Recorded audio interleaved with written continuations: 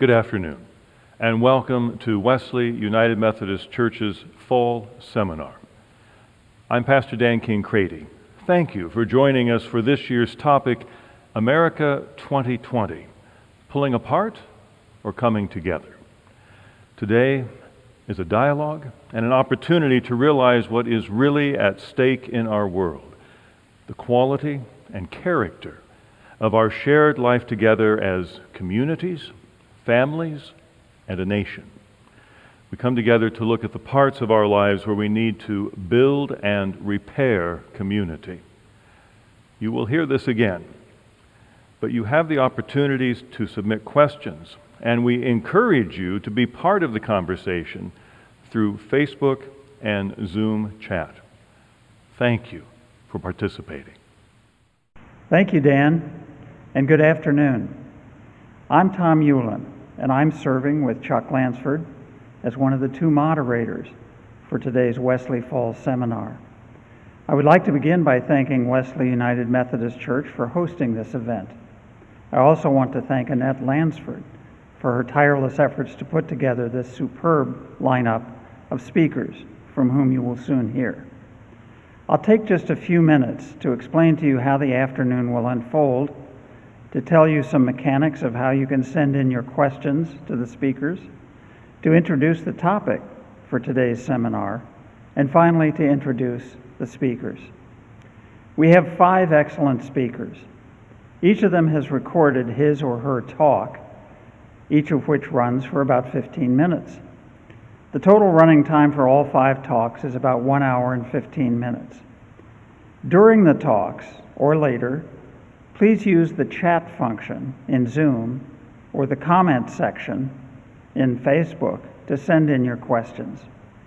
You may address your questions to one or more speakers or to the entire panel.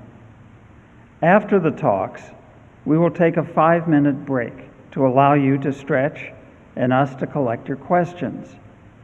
We'll then begin approximately 25 minutes of questions and answers. I'm happy to tell you that all 5 speakers will be present in the sanctuary of Wesley United to answer your questions. At the end of the Q&A, Chuck Lansford will summarize and conclude today's seminar. We'll wind up by 4 p.m. The title of this afternoon's seminar is America 2020, Pulling Together or Pulling Apart. That topic could hardly be more timely. We are a deeply divided nation, and worse, we're not exactly sure what the cause or causes of the division are.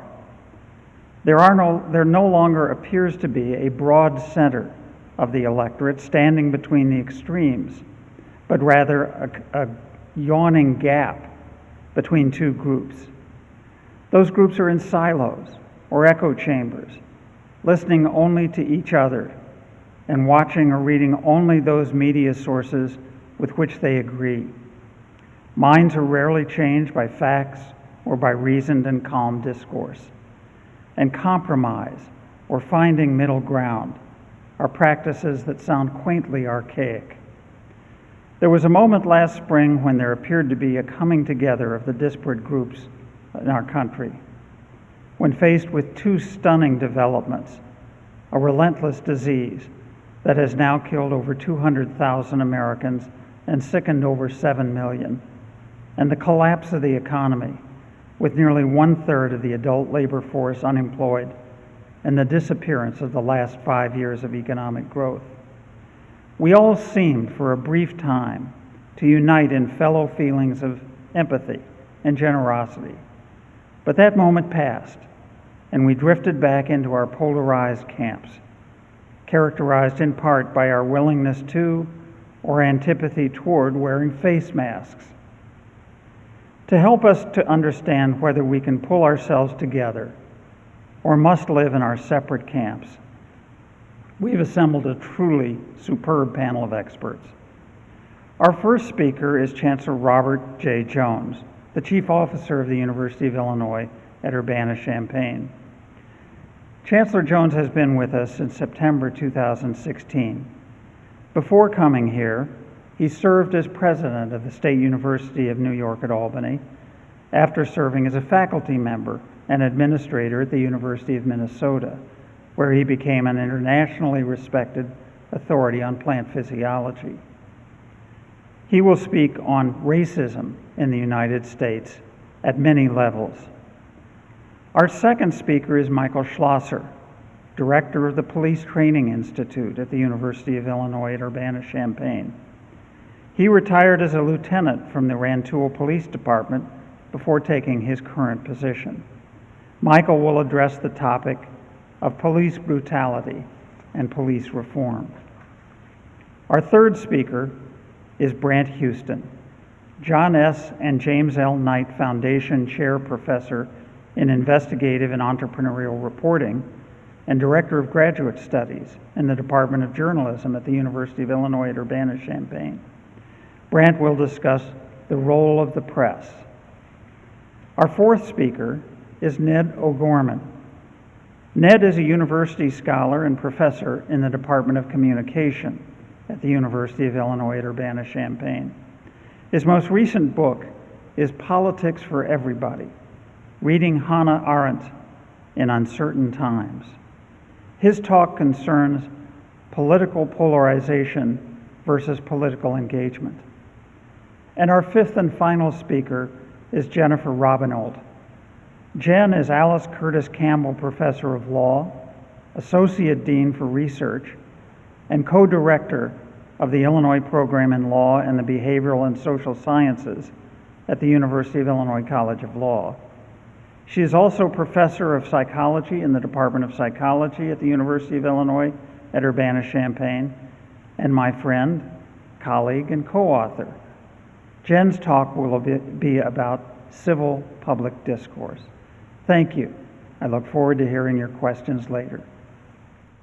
I'm Robert Jones, Chancellor of the University of Illinois, Urbana-Champaign.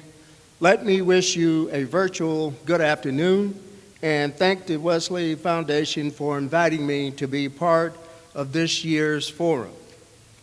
I know watching videos and talking heads on Zoom is not the same as being in a room together, but even in the middle of a pandemic, there are challenges facing our society that are too important and pressing for us to wait.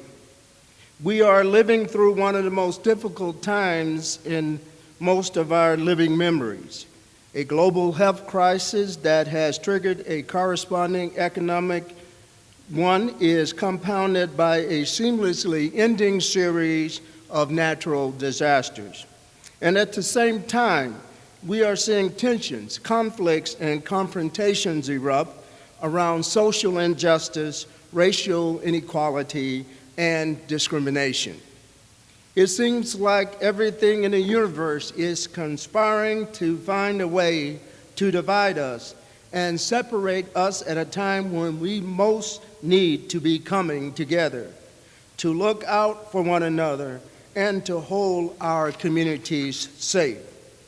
So conversations like this one today are too urgent to put off until they are more convenient or more comfortable. I would like to thank the Wesley Foundation for recognizing that and for finding a creative way to bring us all together in spirit, even if it's not in body. As you know, from the program, my remarks will be offering some of my perspective on addressing racism, particularly systemic racism in our society today. You may profoundly disagree with some of my thoughts, and I'm not trying to win an argument. And the purpose of today is not to prove who is right or who is wrong. I believe that the way of thinking about this is exactly why we are facing such division and polarization. The point of view I am sharing is shaped by my own lived experiences. In speaking to you as a scientist, a higher education leader, a member of this community, and as an African American man who grew up in the Jim Crow South. The way you respond and consider my words is going to be shaped by your own personal lived experiences. When we get to a point where we all acknowledge our differences and our different experiences are valid, I think it gives us more room to have an honest conversation around extremely difficult issues. And when it comes to difficult conversations in this country, I believe that racism and injustice are right at the very top of that list. Supreme Court Justice Harry Blackmun once said something to this effect: to go beyond race, we must first take account of race. That was certainly true in 1978, and despite the modest progress that have been made since then, his words remain true today. If we don't have honest, difficult conversations that leads us on the path to actions that dismantle systematic racism and inequality, we will never get out of this cycle of division and conflict that inevitably builds to a breaking point and too often explodes in the most devastating ways. The events of this spring and summer demonstrate that truth in the most saddening way possible. George Floyd was murdered in Minneapolis, a city I called home for 40 years. I watched the video with the same mix of horror, anger, and tears shared by so many others. And my sorrow at the racial targeted killing of Ahmaud Arbery in Brunswick, Georgia, and the fatal shooting of Rashard Brooks back in Atlanta, Georgia, by an Atlanta police officer also brought back some dark memories of my childhood in rural Jim Crow, Georgia, just about 2 hours drive from Atlanta and 3 hours from Brunswick, Georgia. Even as I joined the nation in sympathy for the families that were grieving, I could not escape thinking that these tragedies in many ways mirror the geographical course of my own life a generation later. Jogging while black, dogs let loose by unwelcoming neighbors, strangers shouting, "Get out of the road, N-word," from car windows as they drove by. Sitting in the pew of the funeral of a cousin whose innocent life was cut short by the use of excessive force by police, being summoned to an auntie's house in the middle of the night and seeing the dwelling riddled with bullets, only because her 2 sons were actively engaged in the civil rights movement and had marched with Dr. Martin Luther King Jr., John Lewis, and others. The sadness in seeing them feel compelled to move away to another state. Driving by the smoldering ashes of 3 black churches burned to the ground. The grandfather I never met because he was shot dead in the front yard of his sharecropper shack by a racist landlord on the day his eldest daughter was getting married.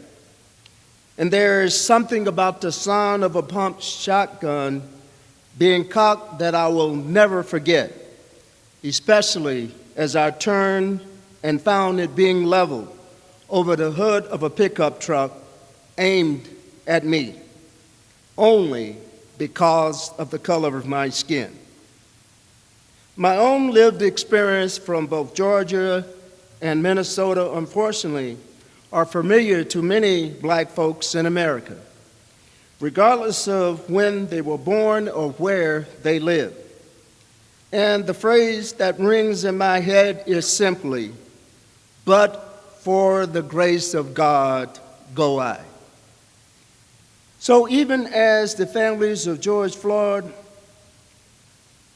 Ahmaud Arbery, Breonna Taylor, and too many more are burdened with their own stories of loss and sadness, I find myself reconciling the hurt of my own history with my cautious belief that this moment might signal a tipping point for a better future. In a just and fair world, no one should ever watch the life forced out of another human being, much less by those who are sworn to serve and protect us all. I worry that these latest betrayals of trust will lead another generation to conclude that our world will forever remain neither just nor fair if you're born black. I do not want senseless death to be further compounded by a wholesale theft of hope and optimism. Black lives matter.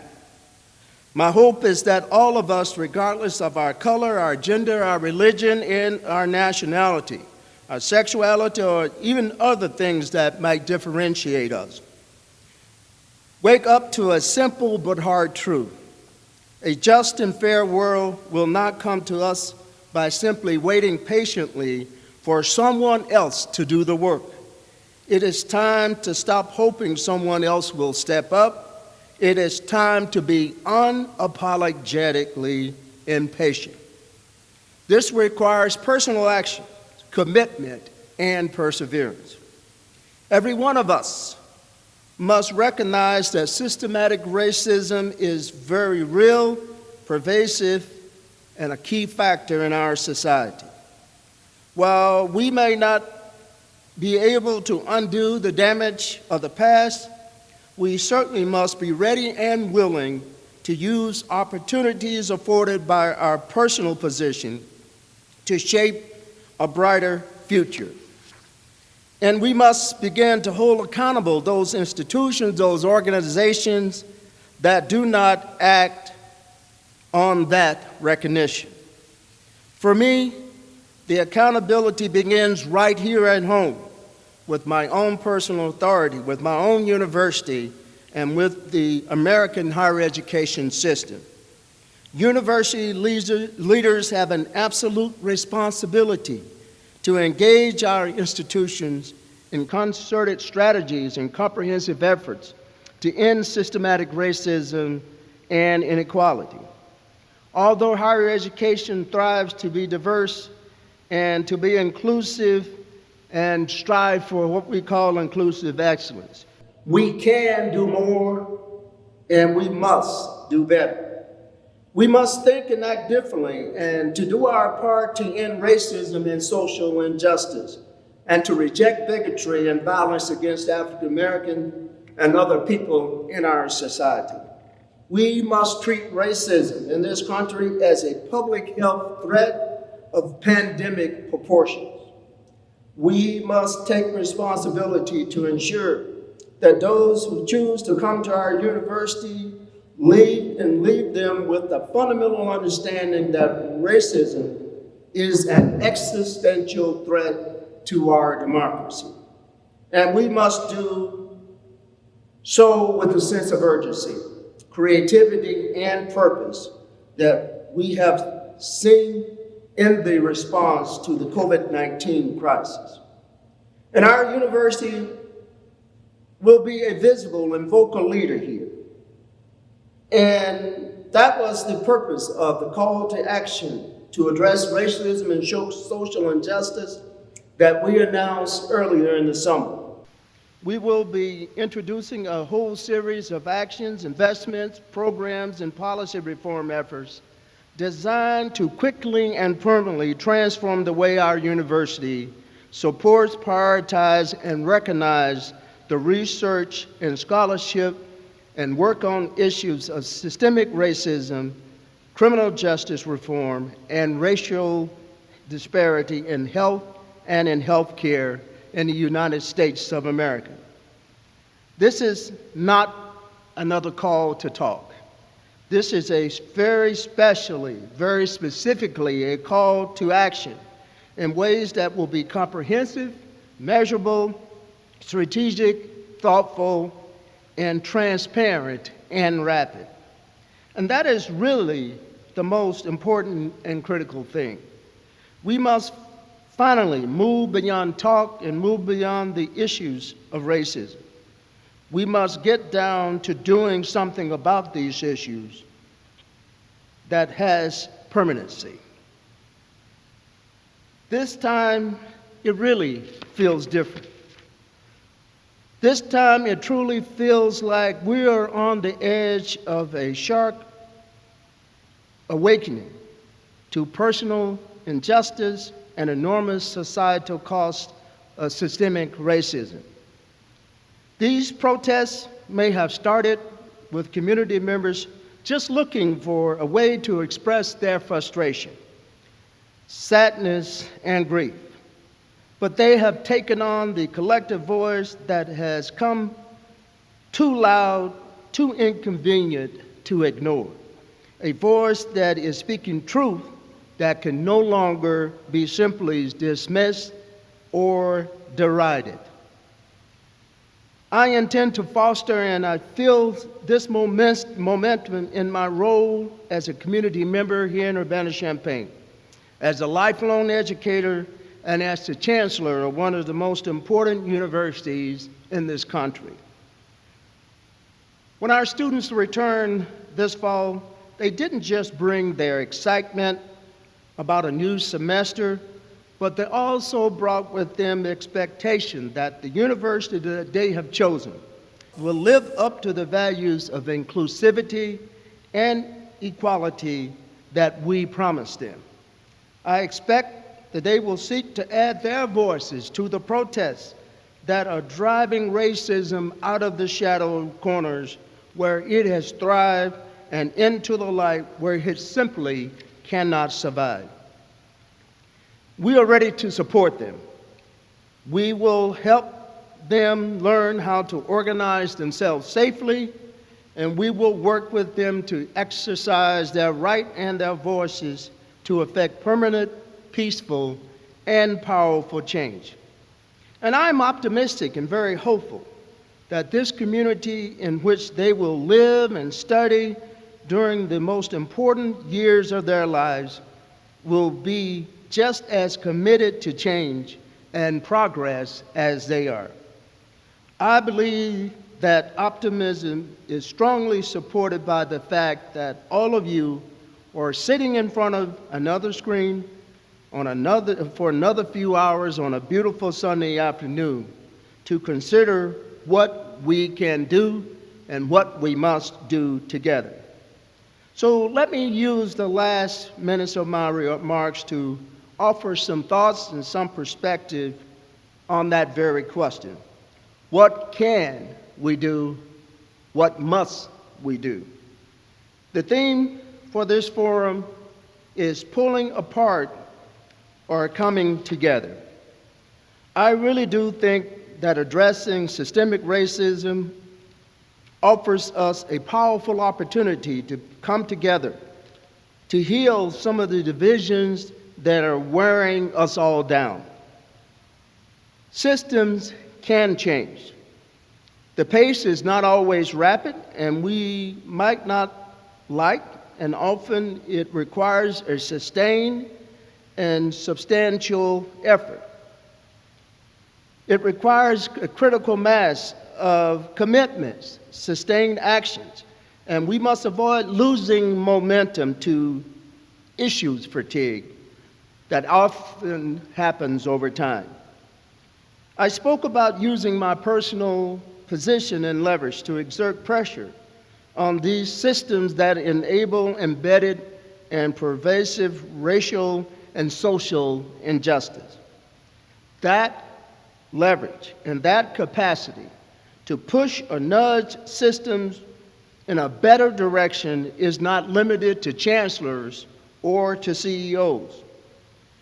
We all have leverage, and if we all start to apply it, even in the smallest ways, I think there is an unstoppable momentum that can be built.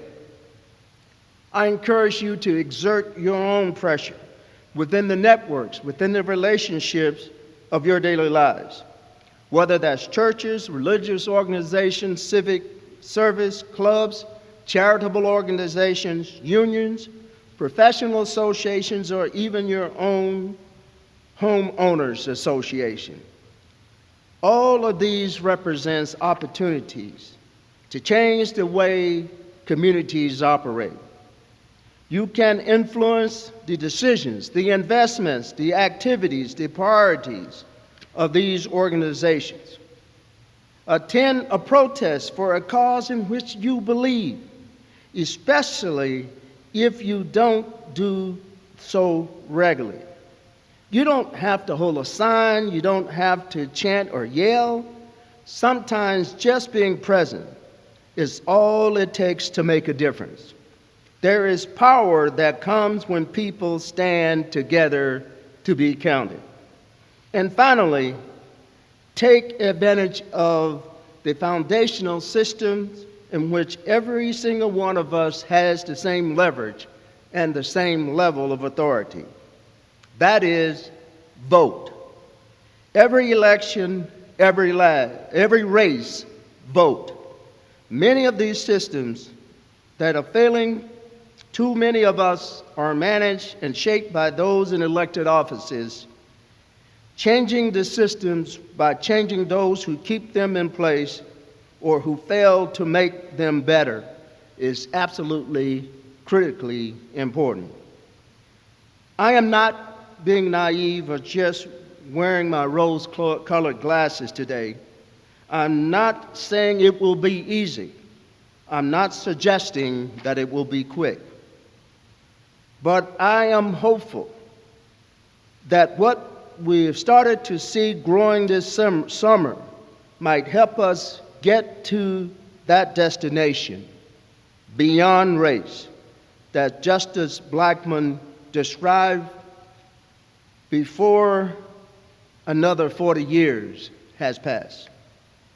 In my lifetime, I have seen the struggle against racism rise in many ways, but always to come back to that same disappointing end. But this time I'm truly optimistic that we have been seeing a rise in activity this summer, a rise in fire, anger, a rise in fear, and a rise in grief. This is a momentum for social justice and change that is different, and I believe that that can and must be sustained. I would be so proud and so joyful if it turns out that the anthem of the movement that finally leads to dismantling systematic racism and hatred was the quiet plea from Mr. Floyd for the simple freedom to breathe. Thank you very much. It's been my pleasure to be with you this evening. I think the first thing I'd like to start with is racism and biases. And I think we realize that as a country, we've come a long way. We've come a long way.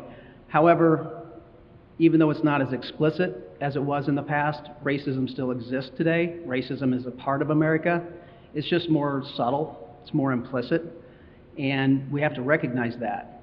However, racism exists in such a way that we can't hardly talk about poverty without talking about race, without talking about black lives.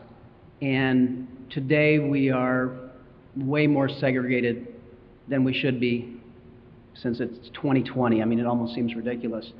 But unfortunately, because of this segregation, we have a situation where a lot of people of color do not get the same opportunities. They don't get the same, good educations as others may get. They may have more trouble with, purchasing homes, health care, getting proper nutrition.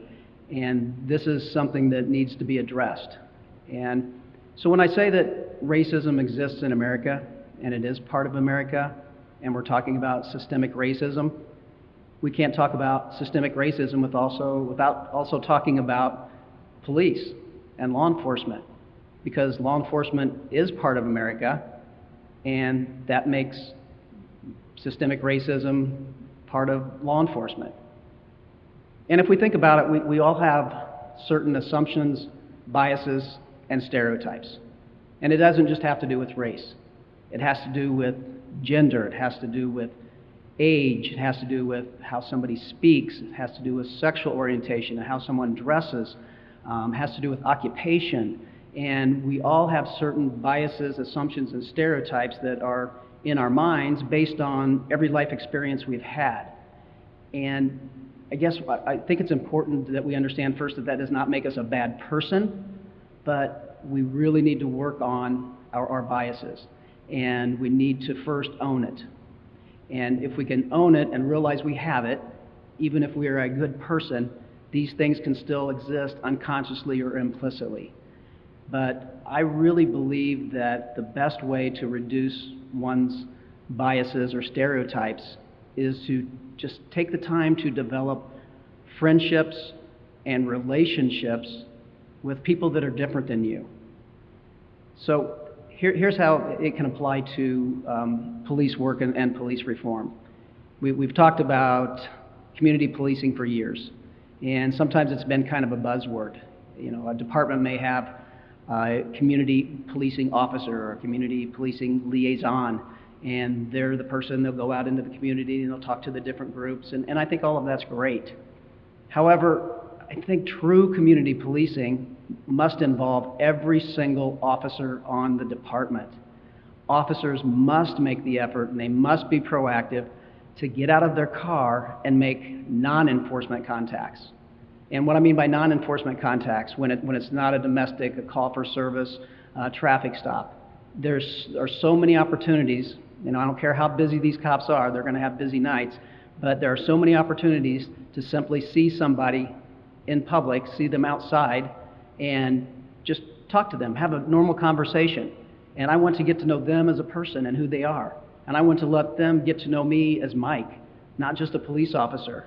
And we need to develop those relationships with the community, and that will help gain trust, and that will help gain legitimacy. And this is such a huge focus of what we're doing at the Police Training Institute. And I would even recommend, and some departments are doing this now, get out of your car, knock on somebody's door.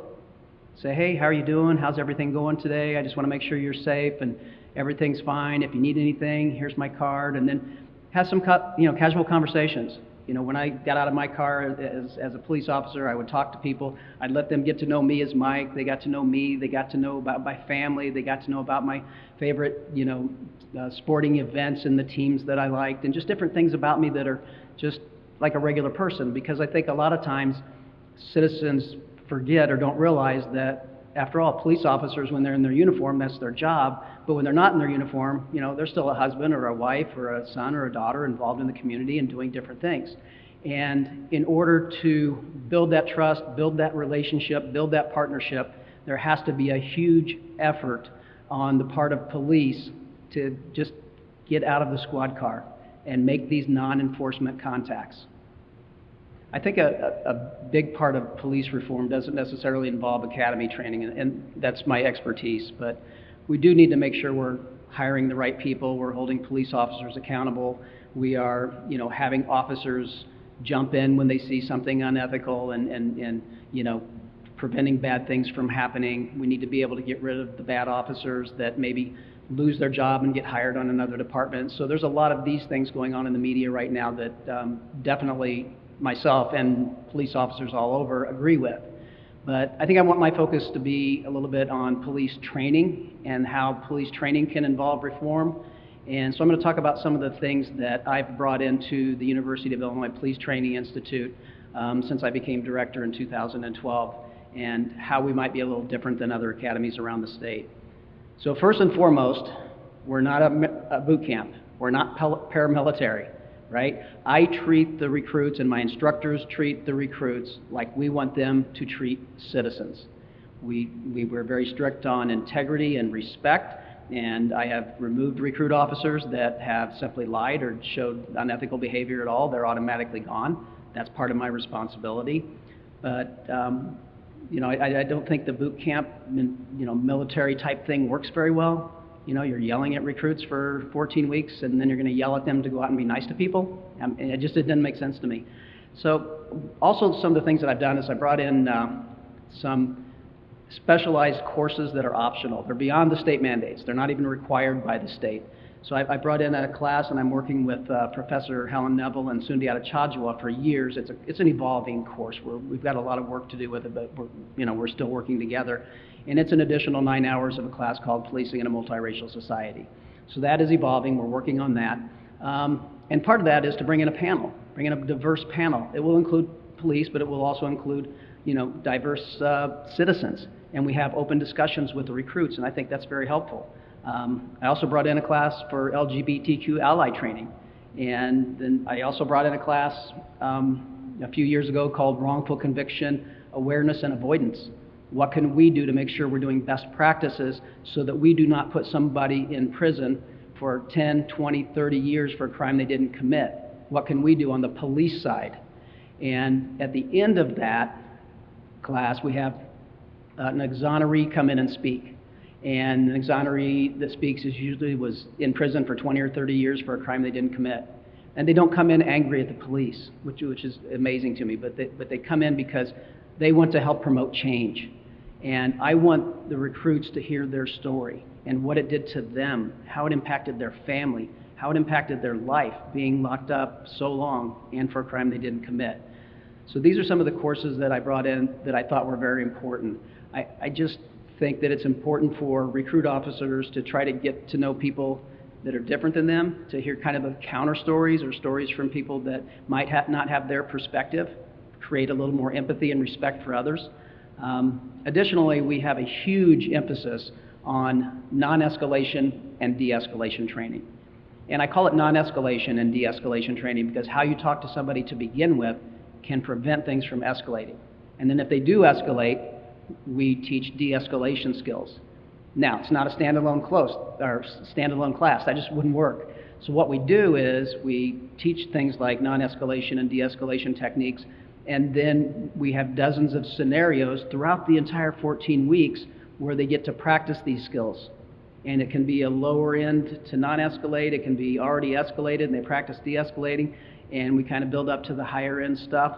But it's required by the state that we have 40 hours of scenarios.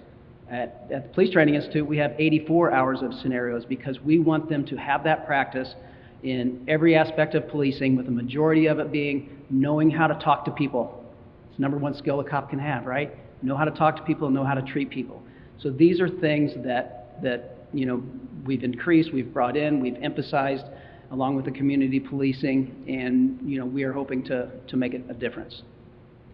So once we train somebody at the police academy, they go back to their agencies. And we are responsible for training all the local agencies, but we train somewhere between 500 and 800 of the agencies in the state of Illinois. We will have suburbs of Chicago, southern Illinois, and everywhere in between. And I tell the recruits, I really emphasize this, and I think they feel empowered, that we do need to make changes and reform in policing, and we need to change the culture of policing and the attitudes and the beliefs in policing. You are the future. These recruits are going to be the next field training officers, the next sergeants, lieutenants, chiefs, sheriffs, investigators. They're going to be the ones that can make a difference. But they are sent back to their own departments. And I think it's important to understand that different departments have different cultures. In fact, I would say that on some departments, some larger departments, maybe different precincts, have a little bit different culture of policing and what their attitudes are toward the public. So once we send them away, there is a good chance they're going to acclimate themselves into that culture. I mean, our goal would be not to. So what kind of training can we provide veteran officers moving forward? So they're not getting just these things at the academy and they get them throughout their career. And so, from the things we've seen on TV, some of the awful use of force and unlawful, the unjustified shootings and deaths and things like that. And, I've always had kind of some theories. It's not really empirical research or anything like that, of why certain officers are more likely to be aggressive, jump into a fight sooner than later, go hands-on, and, and not have take the time to de-escalate or talk. And so these theories that I have, like I said, not researched, but sometimes it's just the personality or the temperament of the officer, and they probably should not have been an officer, and they should probably be fired if they're still there. Sometimes it's how they're trained at a different academy or once they reach their department. Sometimes, like I said, it's the culture of that department or the culture of that particular shift. But I also have another theory on why some officers are quick to jump into a fight. And I think that maybe they're not confident in their verbal skills. They're not confident in their physical skills. And so maybe they're scared. And maybe that's the reason they're jumping into the fight, because they just almost panic and don't know what to do. So if we could have continued training in physical skills control training, where we can control somebody without having them get hurt, without having them escape and have to chase them or fight them, if we can go in and have enough continued training on verbal skills and control tactic skills throughout the officer's entire career, I just think that somebody who's confident in those, is probably more likely to talk to somebody and use these skills than somebody who isn't. Because I just love seeing an officer, somebody's yelling and screaming and cussing at them, and the officer's just sitting there saying, sir, I can see you're upset. I probably would be too. I get it. But if I can just get your your ID from you, find out who you are, who I'm talking to, I can get you out of here real soon. They're yelling, they're screaming, they're cussing. But when I see an officer like that, I'm thinking they're confident in their verbal skills, and they're confident in their physical skills, and they're less likely to jump in sooner or less likely to use excessive force. So I think police reform, that part of training is important, but also holding officers accountable. And we have scenarios too where our recruit arrives on a scene where an officer is using excessive force. And how are they going to react? And what are they going to learn from these scenarios, these ethical scenarios? And we've been doing that for years. So I think there's always room for improvement, right? Really, there is no finish line, as Nike says. But there's always room for improvement, and so we're constantly looking at best practices. How can we improve training, and how can we improve policing, and how much work is it going to take, and how hard do we really want to work to get those non-enforcement contacts in these days and gain the trust and legitimacy as police officers to the community, and that is our goal. Hi, I'm Brant Houston. I'm the Night Chair in Investigative Reporting at the University of Illinois over in the Journalism Department, the College of Media. And I'm really happy to be here, and thanks for the invitation. I'm going today to talk about the threats to a free press, the impact on democracy from those threats, and some possible solutions that have emerged over the past decade. I wanted to start with a quote from Thomas Jefferson, which is, "The basis of our governments being the opinion of the people, the very first object should be to keep that right. And were it left to me to decide whether we should have a government without newspapers or newspapers without a government, I should not hesitate a moment to prefer the latter." I just wanted to start with that because there is a threat to newspapers, to journalism in general, that is a real threat to democracy. And I want to kind of recount a bit of what's been happening. It's quite clear that people haven't been aware of because the news industry really hasn't been telling the story of how much they've been diminished. So what we start with is the destruction of a business model. And the business model was basically newspaper advertising. And newspaper advertising really disappeared or started disappearing in the 90s with the advent of the web. And you had such things as Craigslist, which gave away for free a lot of the revenue that had been going to newspapers. And so basically advertising revenue plunged, and it was 80 to 90% of any newspaper's revenue. Naturally, what happens after that is you start having cutbacks while the newspapers try to do the same thing, do the same coverage. But since 2008, more than half of the newspaper editorial staff in the nation is gone. Now, there were already cuts, extensive cuts in the industry before 2008. So really, we probably have lost 70% of our daily newspaper staff across the nation. And indeed, we've lost more locally. If you were to look at the staffing of the News Gazette, for example, say 20 years ago and compared to now, it would be truly shocking. And I think everyone's realized the News Gazette simply can't do anywhere near the coverage it used to do. In their latest change, when they declared bankruptcy and sold themselves, there was an immediate staff cut, I think, of about 50%. So they're down to about 5 full-time reporters to cover everything that they used to. So we had the decline in advertising revenue, we had a lack of adaptation to the digital world, and then we had this sharp decline in staffing. And so what we end up with is that we've lost our news, a lot of our news. And by the way, newspapers provide much of the news used by broadcasters, because broadcasters have always had fewer staff members. And when I was back in the newsroom in the mid-90s, my last foray into a newsroom, we had a phrase that we called rip and read. And that was basically, we would listen in the morning to radio when it was around, or to the broadcasters in the evening, and listen to how much of our stories they read without attribution.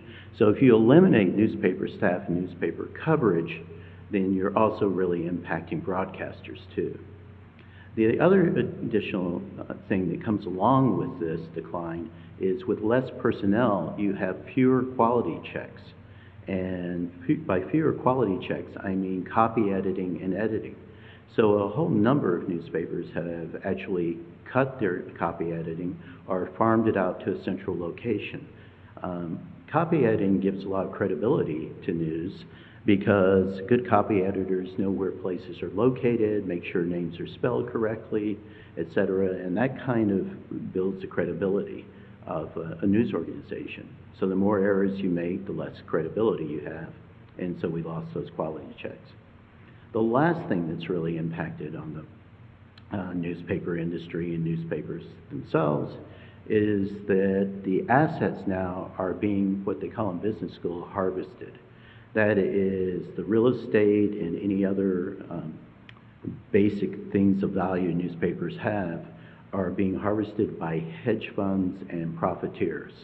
So harvesting is what you do when you're pretty sure an industry is dying or close to dead, and you go in and you basically pillage what's left. And I think we've all been seeing that happen too. One of the big examples has been the Chicago Tribune and Alden Capital, a hedge fund that has been known for making extensive cuts and selling off real estate of newspapers that it buys. So that's the state of the newspapers. That's where we've gotten there. Now, on top of that, with the internet, we've gone ahead and had this surge of fake news, which people define in various ways. I would just say false news, incorrect news, misleading news. That to me would be better than fake news, since that's just become a political weapon. In addition to fake news, or false news, we've had threats to the press. And not just economic threats that I just talked about. We've had threats, verbal threats, physical threats. The press has been called the enemy of the people. I would wish that Thomas Jefferson could come back for just a moment and see those kinds of attacks. So let's go through what's happened. Fact-checking and reason has not kept up with the internet and rumors and with false news. That's a problem we have. Second, propagandists have taken advantage of social media. That's been well documented, not only by congressional investigations, judicial investigations, but also by documentaries and by the press itself. You take advantage of the social media by going ahead and throwing out a certain point of view, rumors, misleading statements, and not just to do it, and not just to make money off of it, which some people have done through Google Ads, but to actually push a particular agenda, often of autocracy. In addition, you have those two things. You have legitimate newsrooms have been undermined by both trends, because the more you can get people to doubt that anything they hear is true, the more you're going to undercut legitimate news. And then last, in terms of threats, as I mentioned, we've had verbal and physical attacks. Both have been encouraged more, and both are increasing. For the longest time, U.S. journalists enjoyed an advantage that no matter which government was in power in the U.S., the press was seen as a major annoyance, but also something legitimate for society. And it was international journalists in other countries that came under attack, that were physically threatened and killed. And if you want to keep up with any of that and the increase in that, you can go and look at the Committee to Protect Journalists website. But now in the U.S., we've had physical attacks on reporters at political rallies, by politicians, by citizens, because a whole atmosphere has been created that somehow the press does not represent the people in any way, or is trying to, but is the enemy of the people. To me, this is fundamentally undermining one of the most important parts of our democracy and of the ability to have a democratic society. So all of this adds up to, in its impact on democracy, a loss of genuine knowledge of government policies, actions, and results. If you don't have the coverage of the government, and I'll get to this, but I'm not even talking about watchdog coverage. If you just don't have coverage, you don't have a knowledge of what your government, to which you're paying taxes, is doing. You don't really know what the policies are unless they hit you right in the face, because suddenly a big factory is being built in your residential neighborhood. Some action is taken that turns out to be the surprise of the day. You had no idea that this was coming. Instead of knowledge being pushed out to you by the press, it's expected that you will have to be the aggressive one to find out what is happening in your community and in society. You'll have to go to these websites. You'll have to search them. Quite frankly, if you're not a journalist, you have a full-time job or a full-time occupation or something you have to do full-time for your family. For years and years, we have counted on the press to sort through this stuff and to get this kind of knowledge to us. If you don't have that kind of knowledge, then you have a loss of civil discourse, which we are seeing every day. If you have the loss of civil discourse, if you have a loss of the idea that people can talk and discuss and debate ideas without getting incredibly angry or attacking the personality of the other person, then you get this polarization that we talk about all the time. And then the third loss that we have is we have a loss of the watchdog role of the press if you don't have the press there. There is some good news I'll be talking about, but if you don't have the press watching City Hall, watching the state legislature, watching Congress, there is the cliche that power corrupts and absolute power absolutely corrupts. There's just corruption. If you get power, there's a leaning into, if you're not careful, in which you start to run roughshod over rules. You take advantage of things, you cut corners. One of the best examples we've had of this in the past decade is the city of Bell, California, really lost any kind of vigilant press whatsoever. And it took the LA Times, which was relatively nearby, getting a tip about City Hall and city government, to go in there and find that the city officials, city council officials in a relatively small urban city were giving themselves salaries in the six figures, if not, and giving contracts in the millions to friends. Without the LA Times going in, who knows how long that would have taken over. The citizens were already becoming aware of it, but they had nowhere to go. They had no way of really getting a voice out there, and the LA Times gave them the capacity to have some kind of openness and transparency about the corruption that was going on, which did lead to indictments and which did lead to to reform. And so in these cases, you can see the press really does have a role to serve. The legitimate press, not a press that's backed by dark money or has incredible political agendas, but a legitimate press that is transparent, tells you what its quality standards are, tells you what it's going to do, what it has done, and tells you how it does it, so you can really judge this. So we have all these things, these losses of the newspapers, the staff, the capacity to perform the civil role that they should, the civic role. So where do we go from here? Well, there are possible solutions. So one of the things that happened during the Great Recession is there were more layoffs from newspapers, more cutbacks, and less an ability of reporters, individual reporters, to perform a watchdog role or to just do the kind of community reporting they'd done before. And rather fight against this increasing wave of diminishing returns, of constant layoffs, they decided that they would use a couple of models, the Center for Investigative Reporting on the West Coast and the Center for Public Integrity in Washington, D.C. They would use those two independent, nonprofit, nonpartisan centers as models to develop state and local independent nonprofits. We started off with about 20 of these in 2009, and they got together and they created something called, at that point, the Investigative News Network, now known as the Institute for Nonprofit News. And it looks a little bit like the Public Broadcasting Network, but much more oriented to sort of shoe leather reporting, much more watchdog reporting, much more listening to the community and trying to be a part of the community. So in any case, this Institute for Nonprofit News reaffirmed the values of journalism, both the ethics, the independency, the transparency, and the commitment to doing good community news, really great news on topics and issues that are really important to us.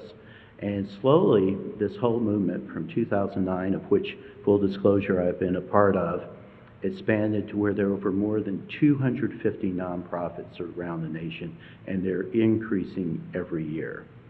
This network is providing a lot of the most important news that was lost. It cannot possibly, it doesn't have the overall money or staff to do all the things we were used to have a newspaper do, but they are trying to address the important issues, open up civil discourse, do more community engagement, and sort of restore ourselves a little bit to what journalism, and the kind of journalism that Jefferson found annoying but supported, restore that into this nation. A couple of other things have happened. There's been something called the open data movement, and in that is trying to get government data out there for everyone to take a look at, to analyze, to contribute knowledge to. That's something we didn't happen before, and there are requirements and standards around that in terms of full disclosure and transparency that can help us know that this data is reliable, at least up to a certain extent, and useful for helping us understand our communities. And another thing that's happened is there's been far more public involvement and interest in journalism and doing good journalism and trying to find out what good journalism really is. We have things like crowdsourcing, in which people can contribute individual bits of knowledge that we couldn't do before the internet. You can have observations coming out from the community on flooding, on fires, on many, many issues that we care about, or events. With the use of mobile phones, it's much more easy to distribute that. It's much easier to have transparency. Yes, we have false video, we have false audio, but indeed, when you have a crowd that really cares about their society, they can correct those things, correct the rumors, and get more to the truth. Again, this puts more emphasis on the need for journalists, because someone needs to aggregate all this kind of community involvement and community information. And when I say moderate, I mean that in both meanings. One is to organize it, coordinate it, but also to lower the temperature of the discussion, to make sure that there is some kind of listening going on in addition to talking, and to putting across a point of view. All of this, I think, does give us hope. We have been through a lot and are going through a lot right now when it comes to news and democracy. These have been issues opening up since 1994, 95.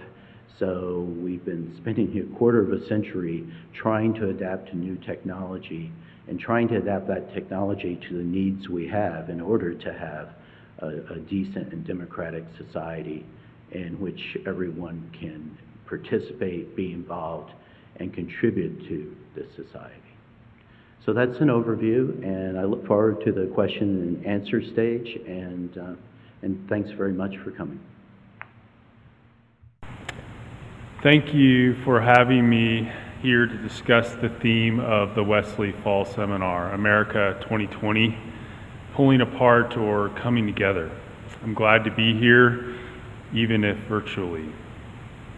I'm here as someone who thinks and writes about politics, about political culture, and about political history from a perspective that emphasizes rhetoric and communication. My most recent book is called Politics for Everybody, and it is a defense of politics for our age, an age of political dysfunction and malevolence. Its main inspiration is the brilliant thinker Hannah Arendt, a German Jew who in the late 1930s had to flee Germany for her life, like so many of her compatriots, and find refuge elsewhere.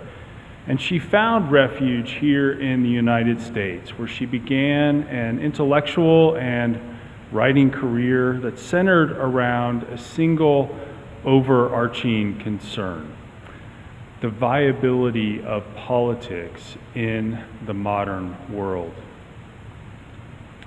For her, as she wrote, authentic politics is, quote, different people getting along in the full force of their power, unquote. Or as I summarize Arendt's thinking in my book, politics happens when people freely come together as equals to speak about or act on matters of common concern. Arendt was concerned that some of the most significant features of the modern world, from imperialism to refugee crises to communications technologies, were making it increasingly difficult for humans to realize their political potential, or more simply, just to get along. She saw totalitarianism, which she investigated at great length in her influential book, Origins of Totalitarianism, as the manifestation of what might be called an anti-politics. Totalitarianism, she argued, replaced a political regime for human governance with a regime of total force.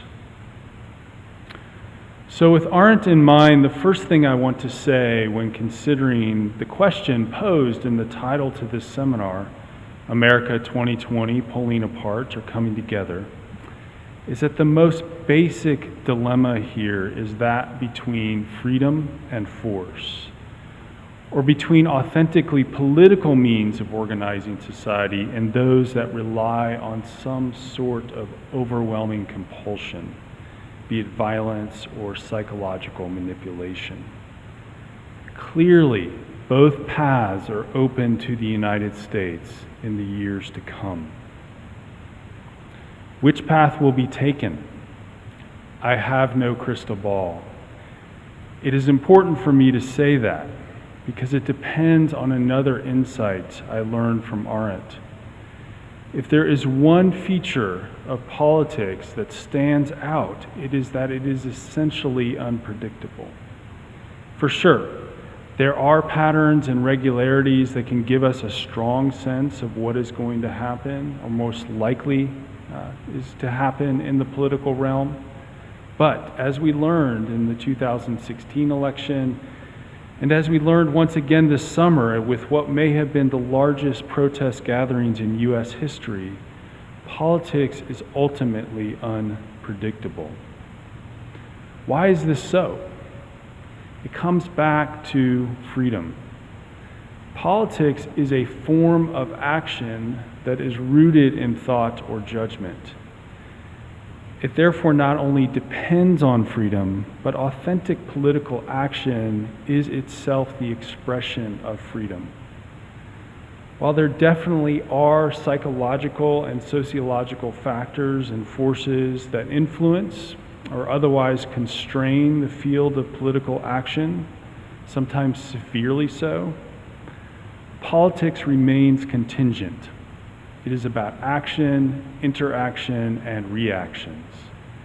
This contingency is why politics is an expression of human freedom. Arendt's big point was that there is a causal correlation between the quality of human freedom in a society and the quality of its political life. But, and this is a big but, when we talk about the interdependence of freedom in politics, we need to be careful about what we mean by freedom. So here I want to say something about what we call, perhaps too glibly, free societies. The modern commitment to freedom, or to liberty, has both its historical and its philosophical roots in republican politics, as in republics, or what the Romans called the res publica, the public thing, a thing which came to possess the people of the Italian Renaissance, England of the 17th century, the Americas of the 18th century, former colonies of the 20th century, and Hong Kong of the 21st century. But Republican freedom is aimed not at the maximization of freedom as such. I want to say that again. Republican freedom is aimed not at the maximization of freedom as such. Rather, its freedom is purposeful, aimed at maximizing the arena for the play of political action. Hence, Republican freedom prioritizes the civic and the citizenly. Modern liberal societies owe much of their existence to these Republican antecedents, but they have too frequently detached or disassociated freedom from political purposes, making freedom a kind of supercharged but shapeless be-all and end-all of not just political life, but life as such in toto. We see the trumpeting of this supercharged but shapeless freedom today in everything from gun rights propaganda to advertising for deodorants. Indeed, this notion of freedom is a convenient, and one might even say a strategic, ideological center for society that sees the highest form of freedom as freedom of choice among consumer goods. We are a long way, then, from Republican freedom.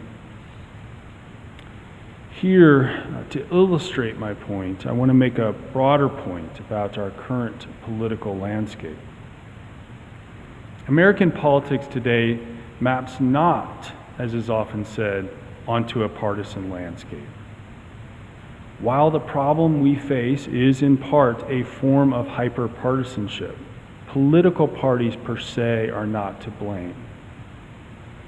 Rather, American politics today maps onto a media economy, one that is organized as a set of consumer choices. Fox News versus CNN, Rush Limbaugh or NPR, the Washington Post or the Washington Times. Within this highly energized, in some cases highly profitable media economy, both the Republican and Democratic political parties are, as independent institutional forces, remarkably feeble, particularly the Republican Party. My broader point is that the electorate today is formed by media channels far more than party platforms or party organization. The weakening of political parties is a consequence, at least in good part, of the increasing strength of commercial, consumer, and a thoroughly mediated American culture. And with it, the strength of a concept of freedom as freedom of choice among consumer goods. So while I do not know if America in the coming months and years will be pulling apart or coming together, I suspect the former, more fragmentation, more division, and more divisiveness. Why? Because I do not see a weakening of our commercial, consumer, and highly mediated culture in the coming years. Moreover, most of the people of this country are now thoroughly conditioned to a concept of freedom as freedom of consumer choice. Therefore, despite the ruin it causes, we will, I suspect, continue to see what we have been seeing with growing strength for some 50 years now. Citizenship as, at best, voting, where we choose as though we are at McDonald's among a limited menu of relatively unhealthy options. Government as a service industry that serves taxpayers, as we call them, the purported customers of the state, and freedom as a right to choose in the marketplace. This rather dour prognosis pronounced, I do have a basis for hope for something different.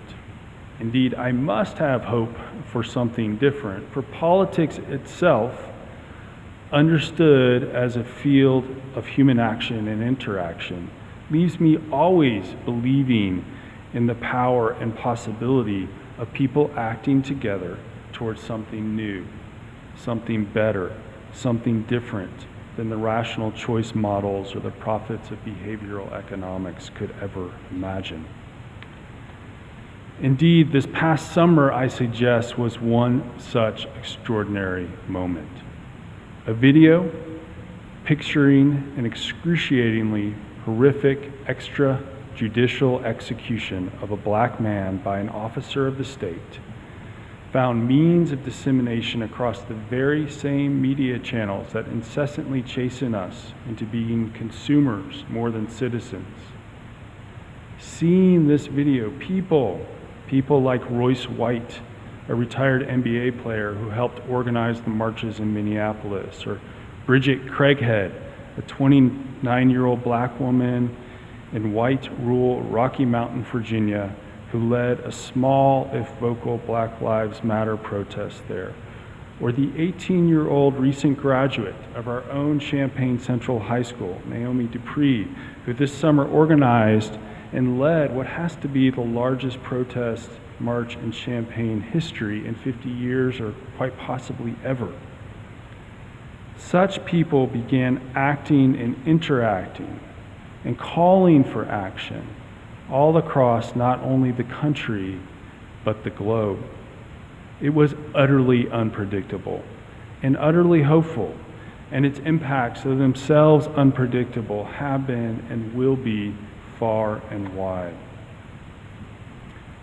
In a recent interview with the Illinois News Bureau, I was asked where I see the bright spots in our rather dim political climate.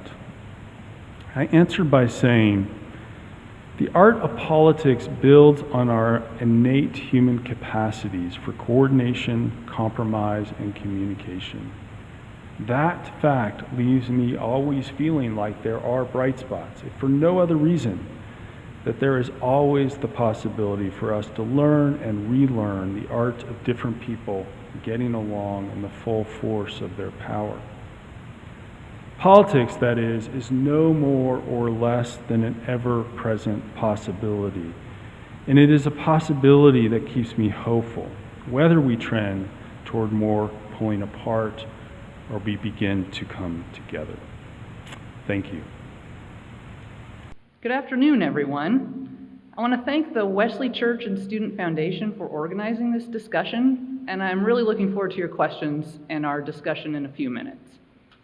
So I am a law professor and a social psychologist, and I was asked to talk about some lessons from dispute resolution for having civil public discourse. So it's clear that we're in a time in which public opinion polls reveal a pervasive sense of division and a sense that political discussions have become less grounded in facts.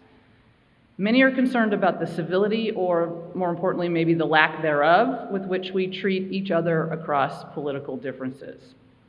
And it's definitely true that partisanship can make policy discussion and civil debate difficult. There are also a variety of aspects of human psychology that can contribute to the hurdles. So let me give you just a few examples.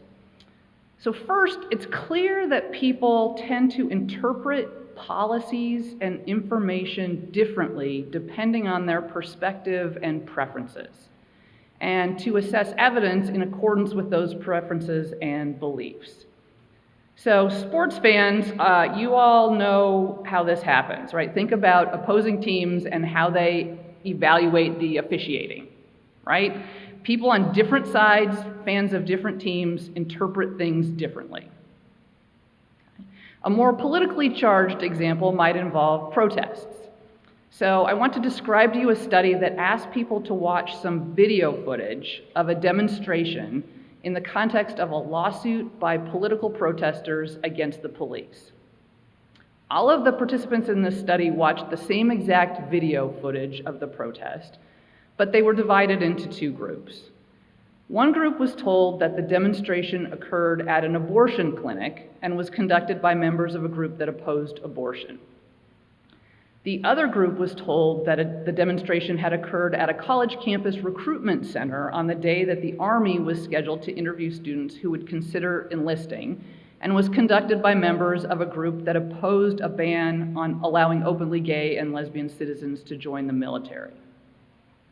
The researchers then asked the participants to assess what they saw, asking participants whether they thought the protesters' rights had been violated, and factual questions about things like whether the protesters were blocking the entrance to the facility. Importantly, what people saw depended on the topic of the demonstration and the participants' own values. So here in this slide, you can see the blue bars show data from people whose worldviews tended toward support for the availability of abortion and the ability of gays and lesbians to openly serve in the military. The orange bars show data from people whose worldviews tended in the opposite direction. And you can see that people's overall judgments of whether there was a violation of rights is skewed in a way that's consistent with their prior worldviews. The same pattern is found when looking at judgments about the underlying facts. So, for example, whether the protesters were blocking pedestrians. People with different worldviews saw and understood these facts differently. Now, it's worth noting that hardly any participants, regardless of their worldview, reported seeing certain things. So in this case, hardly anybody claimed to have seen spitting, shoving, or physical contact between protesters and pedestrians. This suggests that there were limits to what people could see, and that we are most likely to see the influence of perspective or worldview on more subjective judgments where there's more room for interpretation. Another example comes from a classic study from the 1970s that explored how people evaluate data. This particular study was done in the context of how people assess empirical information about whether the death penalty deters crime. Participants with differing views about capital punishment were asked to evaluate two different studies using different methodologies that came to different conclusions about whether the death penalty deterred crime. The methodologies of the studies and their findings were crossed so that each combination of method and outcome was assessed. Studies described as having results that were consistent with the participants' prior beliefs were rated as being of higher methodological quality than studies that contradicted the participants' belief. And that happened regardless of the methodology that was described. So here you can see the blue bars showing data from proponents of capital punishment and orange bars showing data from opponents of capital punishment. And you can see that the proponents assessed the studies more favorably when the studies found a deterrent effect, and the opponents assessed the studies more favorably when they found no deterrence. Conversely, people were more critical of the studies and their methodologies when the results departed from what they believed or wanted to believe. These studies are just examples and are consistent with the findings of many others that demonstrate that perspective and pre-existing beliefs matter for how we evaluate new information.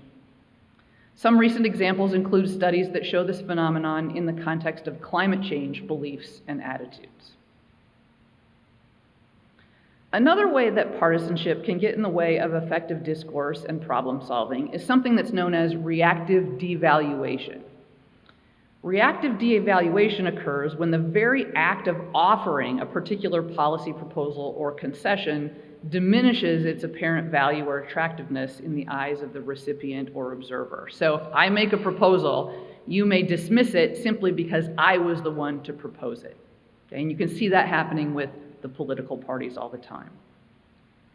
And finally, there's even research that was done recently that found that people's ideological beliefs can even make it difficult to evaluate the basic logical validity of arguments. So there are lots of ways that partisanship, preferences, and worldviews can make it hard to be on the same page with each other. All of this is compounded by the magnifying effects of the ways that Google, Facebook, Twitter, and so on curate what we see on social media and in our internet searches. But it's important to note that despite these tendencies, we are what psychologists would call naive realists. That is, we tend to believe that our own perceptions and experiences are objective and accurate, that our take on things has particular authenticity, failing to realize that the ways that our perceptions are influenced by our own perspective, knowledge, expectations, and desires is operating in ways that's similar to other people's. This failure is known to psychologists as the bias blind spot. We find it relatively easy to see these sorts of things happening in other people's judgments, but harder to realize that they influence our own judgments as well. And it's clear that these sorts of influences on judgments happen across the political spectrum, so no one is really immune. This naive realism tends to make us confident that we should be able to persuade people of the rightness of our positions. Our judgments are accurate. Our judgments are authentic. Other people ought to be able to see that. When others, as they do, persist in having different views, it can lead us to conclude that they are unreasonable, biased, ill-motived, mean-spirited, illogical, or stupid, simply because they disagree with us. And then once we've attributed those things to the other person, we tend to see our conflict with that person as more pervasive, to expect cooperation to be less worthwhile, and to act more competitively. Not surprisingly, this tends to cause the other person to respond in kind, creating a downward spiral of conflict. And to the extent that civility is taxed, things can get even worse. So recent research has found that incivility makes the same arguments seem less sound, which likely contributes to the escalation of conflict. So what do we do? Well, one thing that might help is taking the perspective of the other person. Considering the viewpoint of another person and trying to intuit their experiences and perceptions and interests and feelings can be helpful in having productive conversations. But it turns out that perspective taking is complicated. So on the one hand, perspective taking has the potential to help us better understand where the other person is coming from. It can help us predict each other's interests and intentions. When we perspective take, we tend to engage in less stereotyping, and perspective taking can result in more cooperation. On the other hand, perspective taking is really hard. It's difficult to adjust away from the anchor of our own perspective. So when we try to figure out what someone else is thinking or feeling, it's hard to sufficiently step away from what we are thinking or feeling.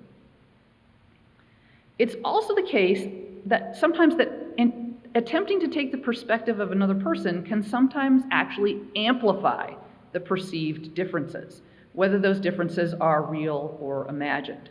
So in other words, our assumptions about other people can get in the way of our attempts at perspective taking, because when we try to take perspective, we're driven by our assumptions about what the other person is thinking. And it turns out when differences are particularly focal, so two people on different sides of a contentious issue or people from two different political orientations, we tend to overestimate the differences between us. Similarly, we tend to overestimate the degree to which things like ideology and self-interest influence other people's views and behavior, believing that other people are more motivated or influenced by these kinds of things than we are ourselves. These sorts of mispredictions can mean that people are overly doubtful or cynical about the potential for collaboration or of finding some common ground. Developing the ability to avoid these pitfalls and to effectively take perspective of others requires some conscious attention, and it can take real effort to step outside of our own perspective and away from our own expectations or stereotypes and into the shoes of another person.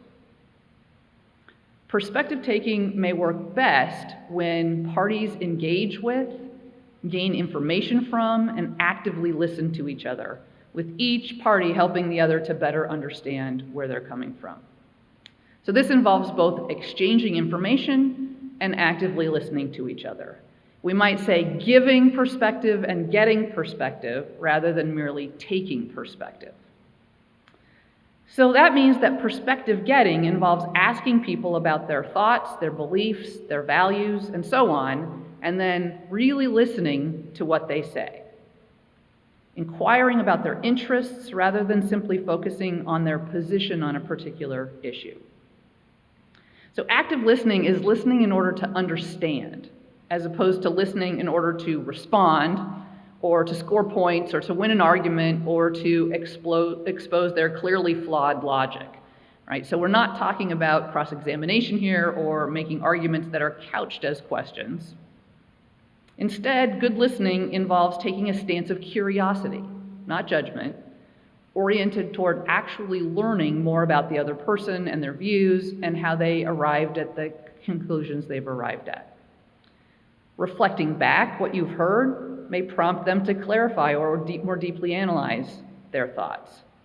Open-ended questions invite them to elaborate. Now, it's important to note that none of this means you have to agree with anything that the person is saying. Right? Listening and even acknowledging is not the same thing as agreeing. And I will also say that there's a time to draw boundaries, to not listen. But on the whole, when we make a mistake about listening, it's more often that we give up and stop listening too soon than that we listen too much. When you listen, you signal acknowledgement and basic respect. And here's the thing, when you allow someone to give you their perspective, it can make them feel heard, which in turn allows them to listen to you. People are more likely to listen to you if you've listened to them. It's difficult to change somebody's mind if they don't feel understood. It's easy for someone to dismiss your argument when they think you are missing the point. So you're likely, at the end of the day, to have more influence if you've listened with respect, even in the midst of disagreement. It's also the case that a deeper understanding of the other person's interests and what drives them and what barriers they face means that you can frame your conversations and arguments in ways that are more likely to resonate with them and therefore more likely to be effective. So the last thing that I'll say is that when we're engaged in these kinds of conversations, willingness to grapple with the complexities of controversial issues is also important. Contentious issues are often, if not always, complicated. And willingness to acknowledge this complexity can trigger similar acknowledgments from someone on the other side. So the mutual acceptance of complexity and the normalizing of having doubts about our positions can open up the possibility of a more positive spiral as the parties uncover potential commonalities. Getting to know and understand each other and grappling with the complexities of an issue creates the fodder that then we can use for dispute resolution, problem solving, and collaboration. Indeed, when we work in dispute resolution, it's differences in perspective, in values, and in interests that are thought of not as barriers, but as opportunities for creative solutions. Thank you. Good afternoon. We've had an outstanding afternoon, wonderful speakers, and now we'll go into the questions that have been raised. We have a very large audience at this time, just counting the computers alone, so we have a very large number of questions. We're going to address one question to each speaker, and if we have time within our constraints, we'll ask a second question. We'll take the questions in order. Chancellor Jones, if you could come up first. Here's the question. Is the University of Illinois Urbana-Champaign in a position to make strong aspirational commitments, such as becoming the nation's largest grantor of PhDs to Americans of color? Could we assemble an endowment to support, say, 100 student fellowships at $50,000 a year annually to achieve such a thing?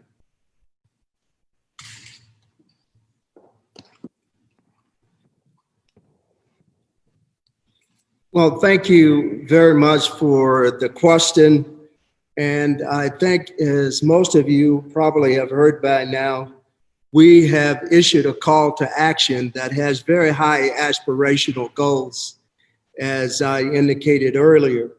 Those aspirational goals are along the line that we believe that higher education has far too long been on the sidelines of promoting equity and diversity and eliminating systematic racism. And we need to become a model, not only for the rest of higher education, but for the rest of the nation and the world.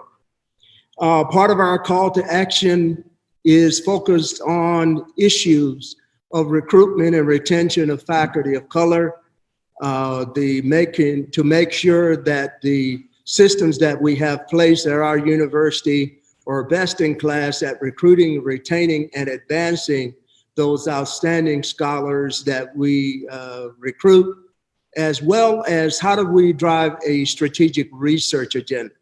This is kind of an ironic question for me. I can't talk specifically about the details about how that will be done, but we've already committed $2 million annually, at least for the next 3 years, to allow us to start to address this issue. I might also add that this is an issue that's been the other part of my professional life for better part of 42, 43 years now, in addition to being a laboratory scientist and being an administrator. In my spare time, I spend a lot of time going around the country and across the world, pressing on this issue of recruitment and retention of the best and the brightest students, so that we can diversify the professoriate as one of the key ways for diversifying the rest of society. Thank you. Thank you, Chancellor. The next question is for Mr. Schlosser. Do you offer a course for the trainees in how to deal with situations where people obviously have mental health issues? Thank you for the question. Well, actually, several years ago, we brought in a number of scenarios that involve our recruits interacting with people that may have disabilities, developmental disabilities, mental illnesses. Of course, they get a lot of coursework on this first as they're learning about developmental disabilities and mental illnesses and crisis intervention and de-escalation, and all of this kind of ties in together. But for several years now, we have brought in several scenarios where recruits actually have the opportunity to interact and practice their skills and learn more about people with mental illnesses or something like autism and things like that. So that's something we've been doing for quite a while now. Thank you for the question. Thank you very much. Professor Houston, do you have any particular methods of staying informed with accurate information regarding politics and political debates?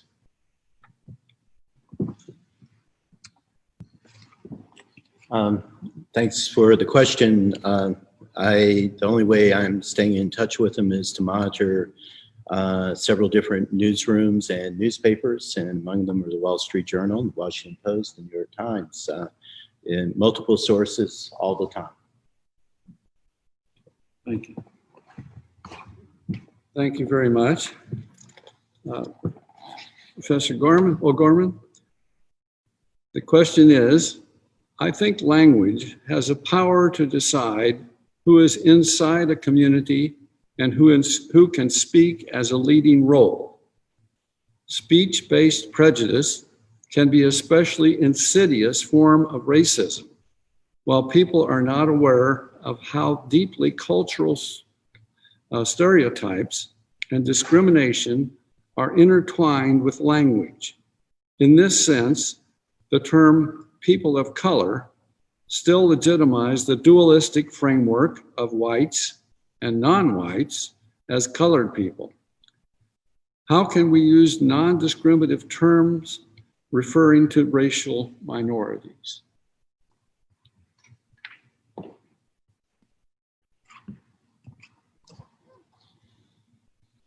That is an extraordinary question, extraordinarily difficult question to answer. Thank you for it.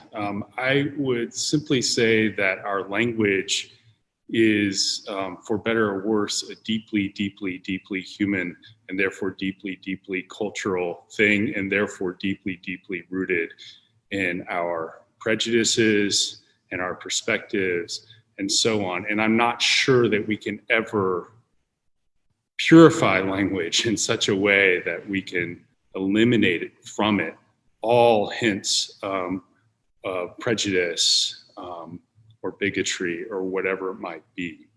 That said, I do think that we can learn how to practice speech with others in a manner that is more or less sensitive, more or less skilled, more or less careful, more or less attentive.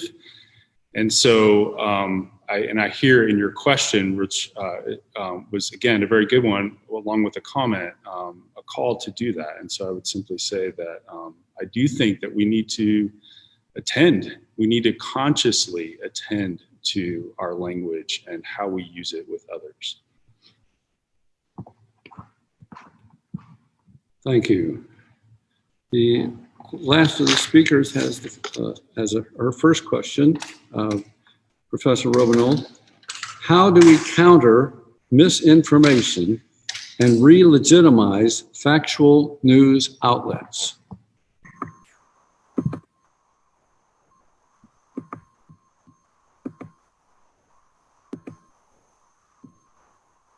Can you hear me? Yes, we can. Great. Okay. So I think a couple of things. One is to strive for more complexity in how we're reporting and how we're talking about and how we're thinking about the issues. So to be able to understand each other's perspective, we have to go beyond the sound bites and to really dig into what we know and don't know and how people with different perspectives are thinking about a particular issue. The other thing I will say is that thinking about how people know what they know or know what they think they know is really important, because many people do not think about facts and science the same way we might think about them in academia, that we might think about them from a scientific perspective. So when you ask them how they know that that there's oxygen in the air, they'll say that it's because somebody told them that. And that means that thinking about what people are hearing and what people are being told is really important to thinking about what they think the facts are. And it's also the case that the more something is repeated, the more people think that it is true. So there's a lot of work to do in having more complicated conversations, for thinking about where people's knowledge comes from, and then thinking about how we debunk myths without reinforcing them by repeating them. And there's been a lot of work recently thinking about how can we provide good factual information without reinforcing incorrect factual information.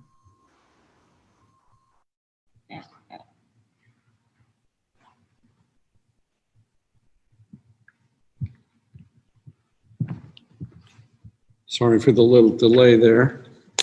This one is for Professor Chancellor, Jones.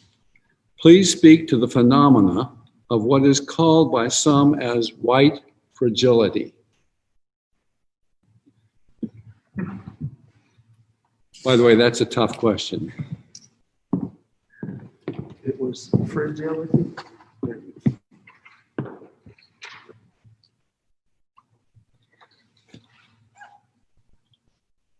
Well, it's difficult for me to speak about something that I'm not familiar with.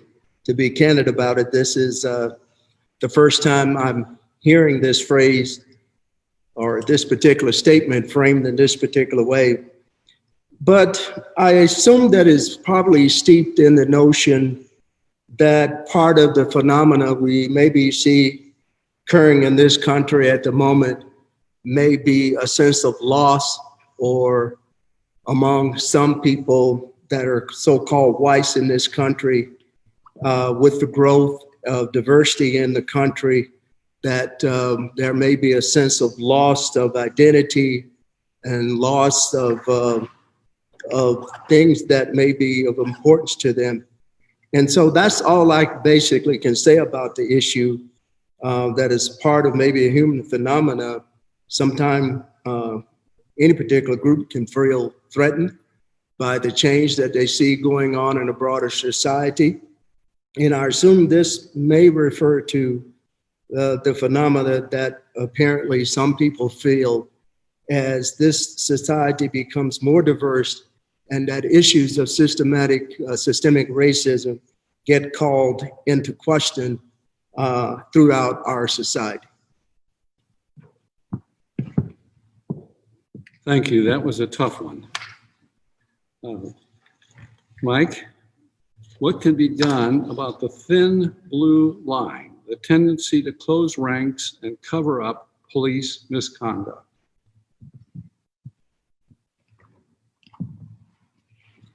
Well, I think first we need to understand that when we are talking about covering up, and I think the Laquan McDonald shooting was probably one of the biggest examples of, not only was this a killing of someone, but all the other officers on that call also lied within their reports to protect that officer. And that's really what we're referring to. And we get a little mixed up when we're talking about the thin blue line, because really what we're talking about here is the blue code of silence. So there's been this, within policing and within the policing culture, even though things have gotten better in a lot of ways, we have this, this blue code of silence. We're protecting our own. Policing is so much of my identity. And so I think that although changes are being made, the thin blue line is a little bit different. And I don't know that even every cop knows exactly what that means. But I think there's if I talk to some of my young recruits coming in and I say, well, what do you think the thin blue line means? Well, it means that I need to, and if this is what it means to them, I'm fine with that. It means that, I am basically, people's guardian. I'm there to protect people that can't protect themselves and help people that can't help themselves. And if somebody crosses that line to harm somebody or commit crimes, it's my job to stop that. So, and there is some different histories about that and exactly what different people think that means. And that would be a much longer discussion. And I'm told that we're running behind on time. But yeah, we need to get rid of the blue code of silence, and I think we're getting better at it. And I love the ideas of, which should never have happened, of, we need to intervene. We need to tell the truth. We need to be honest. And again, it varies from, different groups within a department, different precincts, every department, you may have different cultures. So this is something that is huge. We're working on it in the academy. And I think that this is something that's going to grow even more in training and in hiring and in leadership within the department. So, yep, not an easy thing to do, but we'll get there. I'm hoping. Next one is for Professor Houston. Are there places to look to for review of media?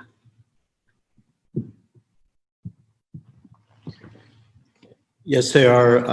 One of the leading places to look is the Columbia Journalism Review, also known as CJR.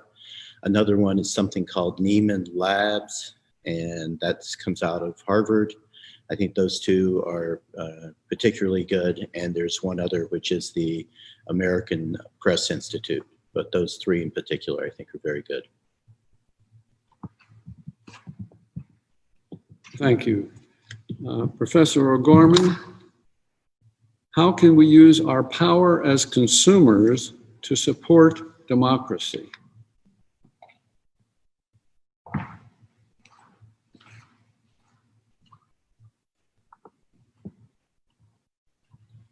I'm seeing a common theme in these questions, and that they're all very, very difficult, which I think really speaks to the difficult situation we are in right now as a society. So the question is, how can we use our power as consumers? And there is, my talk was essentially trying to say we need to think about our power as citizens, not as consumers. And so I feel a little bit reluctant to answer this question, because I really want us to think about ourselves primarily as citizens first, and then consumers second.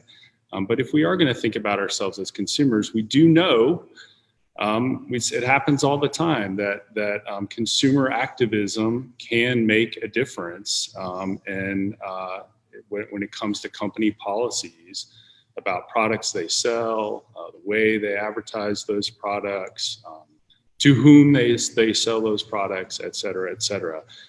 Companies, because they are interested in keeping and retaining customers, are attentive to consumers. And so this happens, and I think that's one form of activism for sure.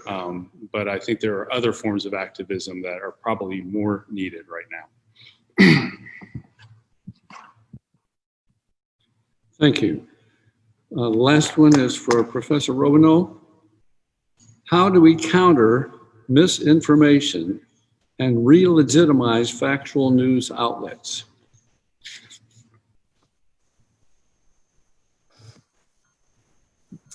I think one thing to think about is providing complexity and providing context to the kinds of things we're discussing. So in order to provide legitimacy, it's important for there to be discussion that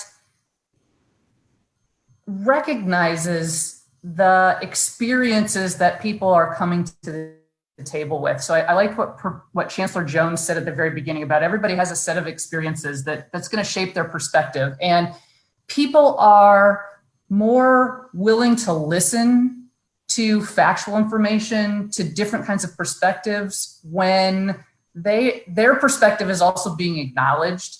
And I think that is a good way to build legitimacy, to be framing discussions and to be framing arguments in ways that speaks across those experiences. Thank you. We've gone beyond our allotted time, so I'll end the question and answer session at this point, and then we'll have a little short video to finish up. Thank you. Thank you, everyone, for coming today. Our special thanks go out to Dan King Creedy, the lead pastor of Wesley United Methodist Church and Foundation here on the campus of the University of Illinois. He has graciously hosted these seminars over the past several years, and before him, other pastors have helped us. Deborah is a pastor here as well. She's the associate pastor at Wesley United Methodist Church. And we have our own Blake, who has put all this together technically. He is the communication director at Wesley. Tom Hewlin, whom you heard earlier, is our moderator today. We certainly appreciate his help. Annette Lansford, program concept and recruitment of speakers has been her role in all of this. She's done this over 16 years and has presented an outstanding array of seminars. I think this one fits into the top of the class. The speakers of today, Chancellor Jones, Professors Ned O Gorman, Brant Houston, Michael Schlosser, Jennifer Robbennolt, all are world-class professors, and as you have heard today, are excellent speakers. Donna Giffen at Wesley here has been our administrator in getting the word out. We thank her.